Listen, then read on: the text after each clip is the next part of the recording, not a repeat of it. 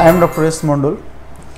আমরা chronic calf নিয়ে discussion করছিলাম এবং তার ডায়াগনোসিস নিয়ে কিছুটা আলোচনা করেছিলাম।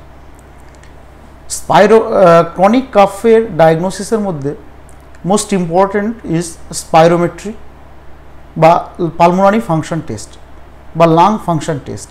একটা ফুসফুসের কার্যক্ষমতা এই পরীক্ষার দ্বারা নির্ধারণ করা হয়, যে কতটা বায়ু নেওয়া হচ্ছে, কতটা এয়ার নিচ্ছে এবং কতটা ভিতরে ধরে রাখছে এবং কতটা ছাড়ছে।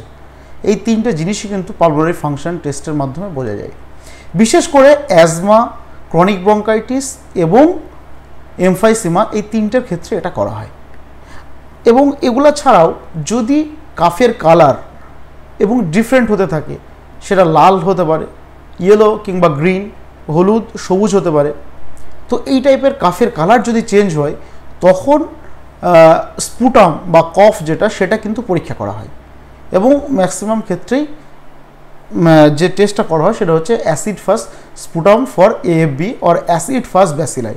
সেখানে কোনো ব্যাকটেরিয়াল ইনফেকশন আছে কিনা সেটা দেখার জন্য এই টেস্টটি করা হয়। এবং এগুলো করার পরেও যদি ধরা না পড়ে, যদি কোনো কিছু ধরা না পড়ে, তখন আরও ফাইনাল বা মাইনিউট যে টেস্টগুলো আছে সেইগুলো করা হয় এবং যেগুলো খুবই এক্সপেন্সিভ। যেমন ব্রঙ্কোস্কোপিতে কি হয়, একটা ফ্লেক্সিবল টিউব এবং তার আগায় একটা লাইট এবং ক্যামেরা থাকে, সেটা লাংসের ভিতরে প্রবেশ করিয়ে সেখানকার প্রত্যেকটা জিনিসকে বা প্রত্যেকটা স্ট্রাকচারকে ভিজুয়ালাইজ করা হয়। এবং এগুলো ছাড়াও রাইনোস্কোপি করা হয়, যেটা একটা ফাইব্রো অপটিক একটা লাইট বা স্কোপ, সেটা ভিতরে প্রবেশ করিয়ে যে এয়ার সাইনাস বা নেজাল প্যাসেজ এবং এয়ার সাইনাস যেগুলো আছে সেগুলো প্রত্যেকটা কিন্তু খুব সুন্দর করে দেখা হয় এবং তার সঙ্গে আপার এয়ারওয়েও দেখা হয় সেখানে কোনো অবস্ট্রাকশন বা কোনো ইনফেকশন হয়েছে কিনা। বাচ্চাদের ক্ষেত্রে বিশেষ করে স্পাইরোমেট্রি এবং এক্সরেটাই বেসিক্যালি করা হয়। এরপর আমরা আসি লাইফস্টাইল এবং হোম রেমেডি, কিভাবে আমরা মেনটেন করব। First of all, drink fluid.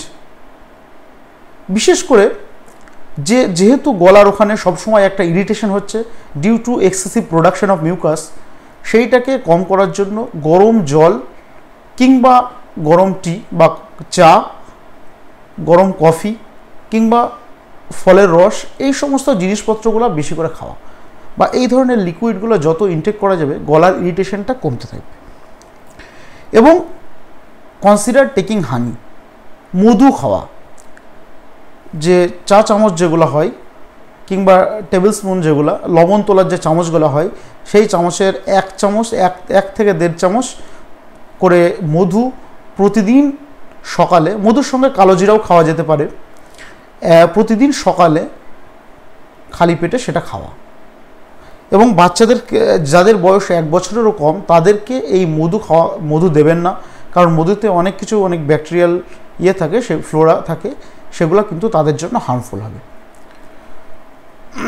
এবং ময়েশ্চারাইজিং দ্য ইয়ার, এর মানে কি, বিভিন্ন যে স্টিম শাওয়ার বা ভেপার বাষ্প সেগুলো মুখ দিয়ে নেওয়া এবং খুব ঠান্ডা জাতীয় যে জিনিসপত্র সেগুলো কিন্তু অ্যাভয়েড করা। খাবার দাবারের মধ্যে যেমন পুঁই শাক, কলাইয়ের ডাল, কচু, এই টাইপের যে খাবার যেগুলো আছে, যেগুলো থেকে প্রচুর ঠান্ডা সৃষ্টি হয় বা যাদের ক্ষেত্রে অ্যালার্জি আছে তাদের অ্যালার্জি এলিভিয়েট করে, তো সেই জিনিসপত্রগুলো কিন্তু একটু অ্যাভয়েড করা। এবং avoid tobacco smoke is a very important point. যদি টোবাকো স্মোক বা ধূমপান করার অভ্যেস থাকে সেটাকে অবশ্যই সেটাকে ত্যাগ করা উচিত এবং হেলদি লাইফস্টাইল মেনটেন করা উচিত। এবং তার সঙ্গে রেগুলার এক্সারসাইজ এবং ইমিউনিটি বাড়ানোর জন্য প্রতিদিন সকালে যোগব্যায়াম এগুলো অবশ্যই করতে পারেন। এরপর আসি ট্রিটমেন্ট সম্পর্কে।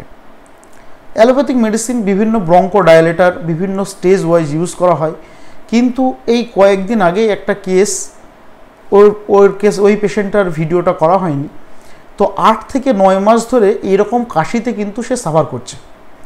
তো তাকে আমি কস্টিকাম 0/1 দিয়েছিলাম, মাত্র 1 সপ্তাহের মধ্যে পেশেন্টের কাশি বন্ধ হয়ে গেছে, কিন্তু ট্রিটমেন্ট এখনও কন্টিনিউ বা এখনও চলছে। ওই কেসটি আমি আরেকটু সুস্থ হলে বা এর পরে যে যখন উনি আসবেন ভিডিওটি আমি আপনাদেরকে শেয়ার করব। তো আজ এ পর্যন্তই। আপনাদের যদি কোনো বিষয়ে জানতে বা আপনারা যদি আগ্রহী হন তো অবশ্যই নিজের ভিডিও ডেসক্রিপশনে কমেন্ট করুন, সেই টপিক নিয়ে আলোচনা করব। Thank you.